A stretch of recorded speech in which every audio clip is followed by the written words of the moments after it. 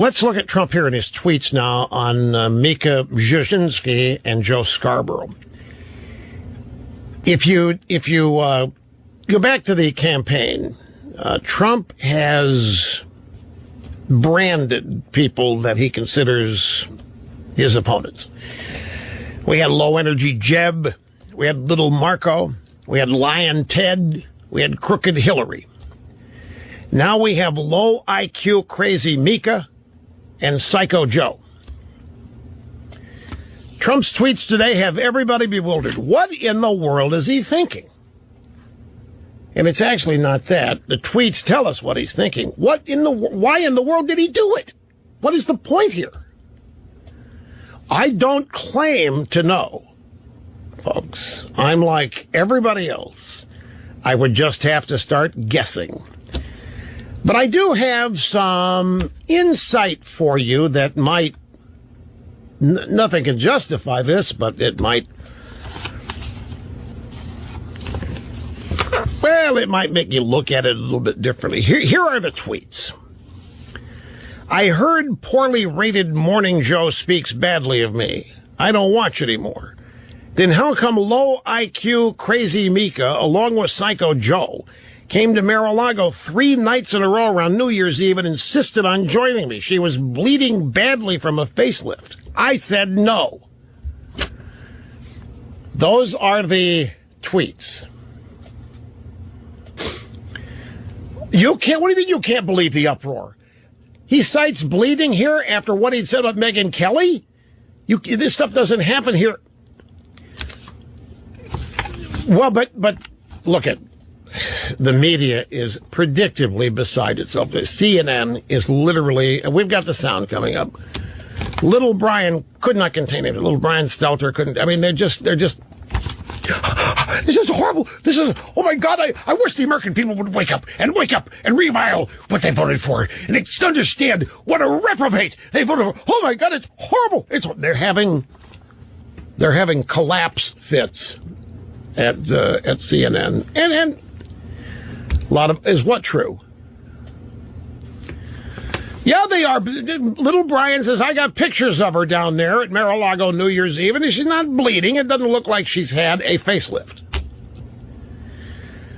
All right. Well, let me take a break here. Do you know that back on June the 8th of this year, right here in my formerly nicotine-stained finger, the Hill.com. Morning Joe co-host Trump may be mentally ill. MSNBC Morning Joe co-host Mika Brzezinski said Thursday that President Trump is not well and even possibly mentally ill. So this June 8th, well, roughly 3 weeks ago, Brzezinski said, I think he's such a narcissist. It's possible that he's mentally ill in a way. He's not well. At the very least, he's not well. Brzezinski explained that Trump may be narcissistic because he does not believe the rules apply to him, adding that this belief likely led to a sort of ignorance that applied it to the 2005 Access Hollywood tape recording, which Trump made lewd comments about women. Mika Brzezinski 3 weeks ago said, and he's so narcissistic he doesn't believe the rules apply to him. That's where the ignorance label may apply. This is a man who says he can grab a woman anywhere because he's famous. The point is, he feels he can say or do things different from the norm because he's famous, because he's a celebrity, because he has power. Brzezinski's comments came the same day that James Comey was set to testify in front of the Senate Intelligence Committee about his investigation of Russia.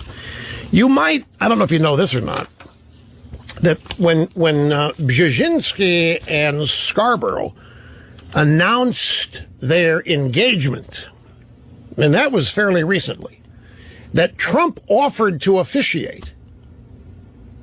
And Brzezinski essentially said, no. I mean, if Jimmy Carter were in the White House like when my dad was there, but no way. Last summer, during the presidential campaign, and even during 2015, Mika Brzezinski and Joe Scarborough were salivating all over Donald Trump. Trump appeared regularly on PMSNBC in the morning, and they loved him, and they were sucking up like you can't believe, and it was like three great friends together. Everybody was mad at Mika and Joe for not being objective and acting like they were best buds sucking up to Trump. So something has gone wrong in paradise. Okay, just a couple of stories here. And folks, I'm just trying to add spice information to this. I have no idea why Trump decided to do this. I've got no clue whatsoever.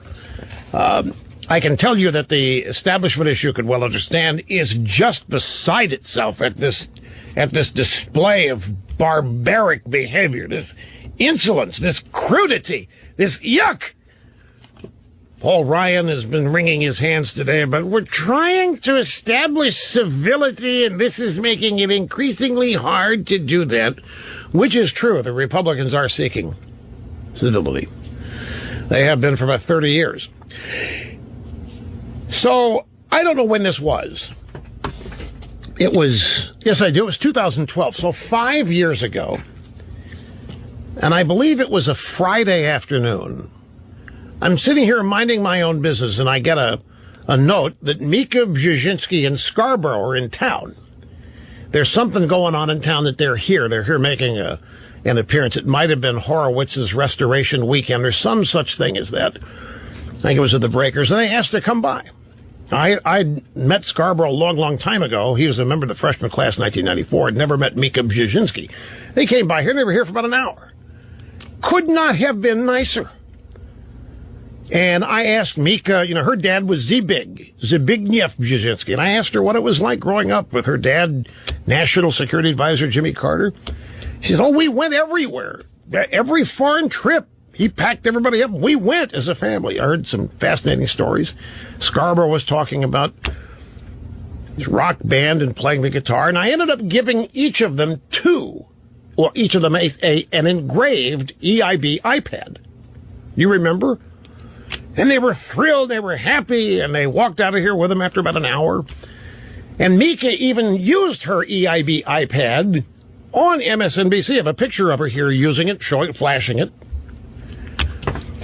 It was about 3 weeks later that they started trashing me like I have never been trashed. I don't even remember what about.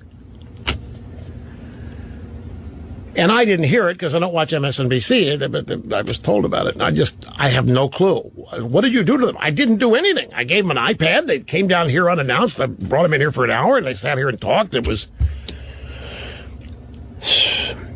And then this, I haven't told you.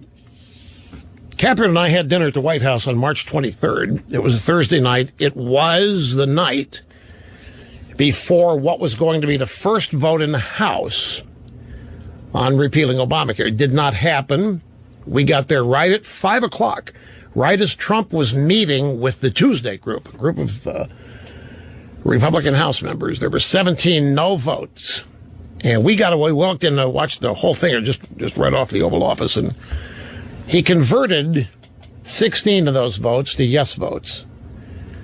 And then we walked and gave a tour, did all this. We had dinner, and at dinner, I'm down to 30 seconds here. I've got to go through this faster than I want to. At dinner, I don't know how it came up. He asked me if I knew Scarborough. I said, yeah, I've met him. And he said, those two are weird. And I just sat there. And he said, yeah, New Year's Eve. They they beg to come to Mar-a-Lago. They want to be around. They come to Mar-a-Lago. And I said, I got to let them in. I mean, I'm president-elect. They want to come. I didn't want them there, but they wanted, and they hang out for all 3 days. And I kind of felt obligated to have them. And I read this tweet today, and apparently he's been bugged by that ever since it happened. I mean, just told us out of the blue about it. Anyway, that's the nub of it. I have an entirely different approach to this. Look at Mika Brzezinski and Scarborough have been going after me for I don't know how long. Despite the fact that when they wanted to come by here and say hello, I let them in. We spent an hour, gave them both an iPad, walked away. There was nothing contentious or confrontational about it at all. But they have been relentless in their smears and attacks. I just ignore it. It's been my philosophy since 2 years into this. I struggled with how to deal with this kind of criticism all the time, and there was nobody gave me any advice. Nobody had any. Everybody had theories, but there's not a tried and true way to deal with this. What I found was that the more you react to it, the more it's going to happen. And now it's to the point, like Snerdley walked in. I apparently got ripped in the Washington Post. I didn't even know until he comes, and he comes in here fuming. You want to see what? Stop. I don't care. I really don't care. That's where now Trump is not that way. Trump obviously cares. And Trump, when you hit Trump, he is going to come back at you times 5. That's just the way he does it.